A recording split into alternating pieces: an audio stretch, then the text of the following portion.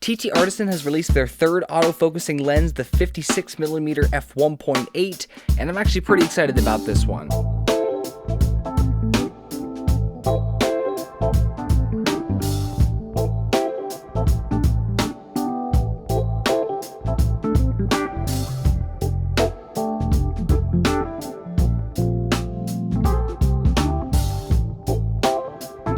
Before we get too far into the review, I wanted you guys to know that you should stick around to the end to figure out how to win your very own TTArtisan 56mm f1.8. I was sent 2 of them. This is an unopened box, not the one that I reviewed. And along with that, you win a protective carrying case and this UV filter to protect the front element. All of this goes to the winner of the giveaway, and there's 5 ways to enter. Stick around to the end to figure out how. I've reviewed every single TTArtisan autofocus lens that has come out so far. So that would be the 27mm 2.8 and the 35mm f1.8, and then this one. If you want to have a slightly telephoto prime lens with autofocus, which is super useful, and when you're trying to manual focus at that longer focal length with an aperture like 1.8, it can be easy to miss focus as a beginner, and something like this is actually really great. And the good news is that even though it's a cheap third-party autofocusing lens, the autofocus really surprised me. I did some tests and some image quality samples comparing this to the Fujifilm 50mm f2, which is a little bit different, especially in price. The 50mm f2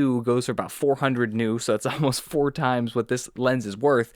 But otherwise, they're pretty similar. This is 6mm longer in focal length, the TTArtisan lens, and it's a third of a stop brighter. But I think this is a lot more of an interesting comparison for buyers than comparing this to like the Fujifilm 56mm f1.2. That's just a completely different class of lens. We're gonna go ahead and take a look at the build quality of this lens. First of all, they have changed the boxes that they come in. I believe the old autofocus lens boxes were black before, and I think it's actually a bit of a downgrade in packaging, but it's not that big of a deal. It's just the box that it comes in. This is the box that I opened, and this is the unopened box for the winner of the giveaway. Taking a look at the lens, it's basically exactly like their 35mm f1.8, which I previously reviewed.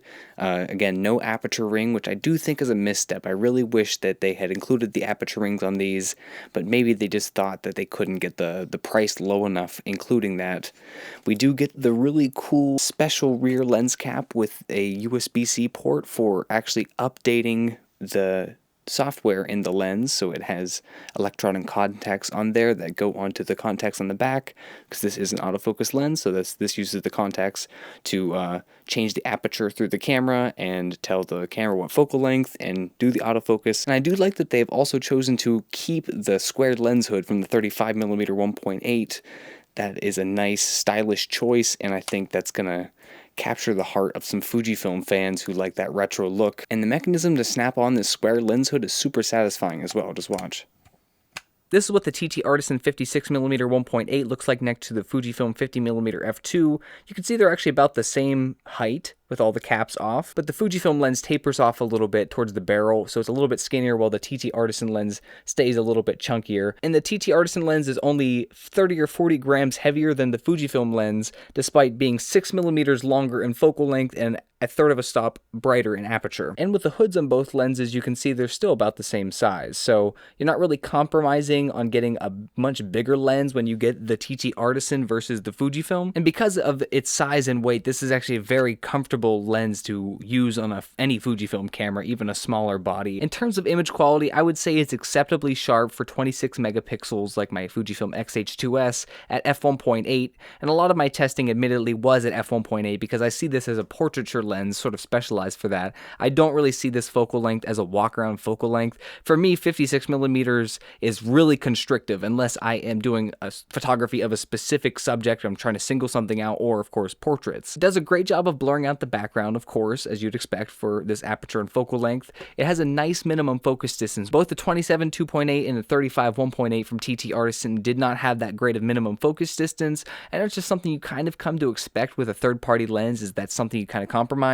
But this focus is much closer than those. It has a much better reproduction ratio. You can get up close on things to get extra blurry backgrounds, and even when you're at minimum focus distance and f1.8, it doesn't lose any of that sharpness. And the lens hood that is included honestly does a great job at keeping flares out, or maybe it just has pretty decent coatings to begin with, or a combination of the two.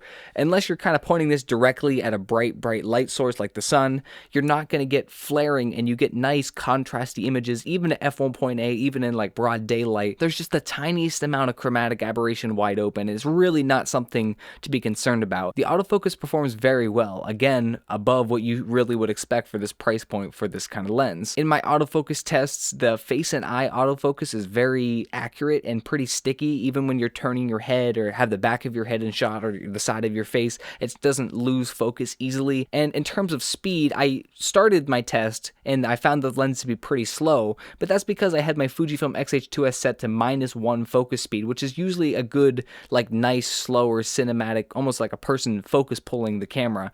But on this third-party lens, it was almost like it was way too slow and it was a bit unresponsive. But once I set the camera back to just the standard autofocus settings, the lens performed much better. It was much snappier. If I threw my hand up, I went right to it, and I want to put it back down, and went right to my face, and it just didn't really miss a moment. It was pretty definitive with its autofocus, and it didn't hunt too much once it acquired it. And I found the same to be true whenever I was doing burst photos of like live music. The continuous autofocus for photography was also pretty accurate, and most of my shots were getting the eye in focus, admittedly less than a Fujifilm first-party lens would, and Fujifilm's autofocus already isn't like the best in class compared to Sony and Canon, but you know, you're getting pretty acceptable autofocus results for continuous autofocus for this lens. But in my opinion, the use case for this is really kind of single shot autofocus portraits and stuff like that, where things are kind of more still.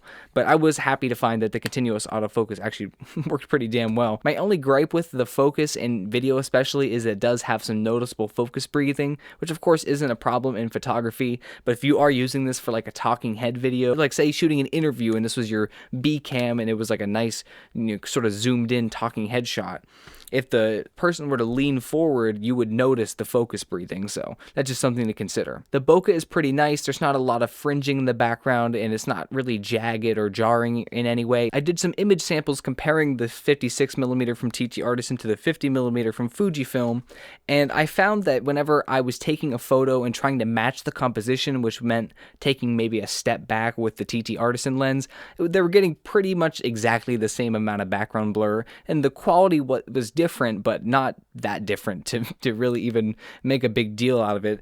The only thing I would say is that the Fujifilm is definitively sharper. If you're going to zoom in to like 100 or 200% on your image, you are going to notice a lot more fine details in the face and just the in-focus portions of your image. So if ultimate sharpness wide open is your goal, I wouldn't say that the TTArtisan is the lens for you. But if you're doing traditional portraiture where you're putting your subject in the center of the frame, even at f1.8, this is definitely good enough. And maybe a little bit of softness on a portrait isn't such a bad thing, you know? Alright guys, thank you so much for making it to this point in the video. Now it's the big reveal, how to enter the giveaway. There's a link in the description, and with that, each individual person who watches this video can enter up to 5 times. You can get up to 5 entries into the giveaway by doing 5 different things.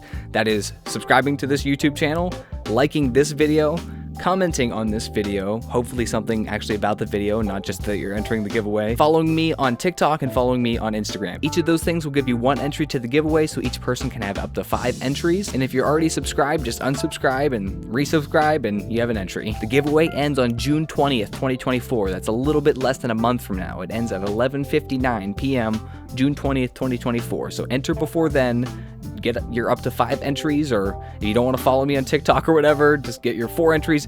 Do whatever you want, maximize your entries or not. The winner will be announced on June 21st, 2024, and I will be sending the lens to them at no cost. I will cover shipping charges. I hope it's not super expensive wherever you live. Thanks guys so much for watching this video. Like, subscribe, comment, all that good stuff, and I hope to see you in the next one. Peace.